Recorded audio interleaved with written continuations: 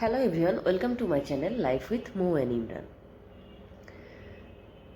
আজকে আমি তোমাদের সাথে শেয়ার করব আমাদের রাজশাহী চাঁপাইনবাবগঞ্জের বিখ্যাত একটি খাবার, সেটা হচ্ছে চিতই পিঠা।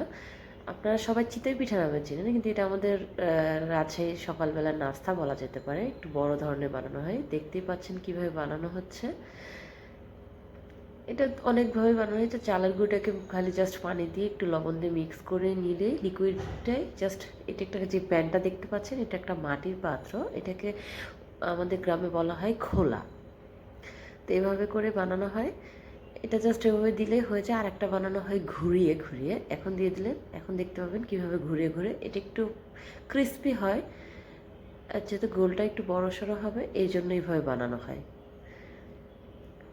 এগুলো বানাতে বেশিক্ষণ টাইম লাগে না, তো ঢেকে দিলে মিনিমাম 2-3 মিনিট মতো, তাহলেই হয়ে যায়। আর খেতে খুব ভালো লাগে। তো সেদিনকে আমরা সকালবেলা এটা দিয়ে খেয়ে ফেলেছিলাম সবাই মিলে।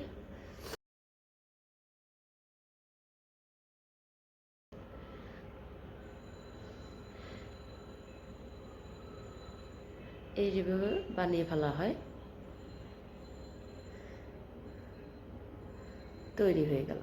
এরপর আমরা দুপুরে রান্নায় চলে এসেছিলাম। আপনাদেরকে আগেই শেয়ার করেছিলাম গরুর কালাভুনা রেসিপিটি। এই যে দেখতেই পাচ্ছেন, এক চুলায় গরুর কালাভুনা হচ্ছে আর অন্য চুলাতে তৈরি হচ্ছে মুরগির রোস্ট।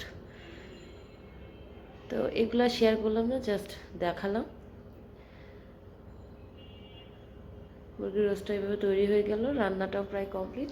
দেখে নিলাম কালাভুনাটাও হয়ে যাচ্ছে প্রায়। আর আপনারা যদি চান আমার কালাভুনা রেসিপিটা, আমাদের ব্লগ চ্যানেলে, আমার এই ইউটিউব চ্যানেলের লিঙ্কটা আমি ডেসক্রিপশানে দিয়ে দেবো, চাইলে দেখে আসতে পারে।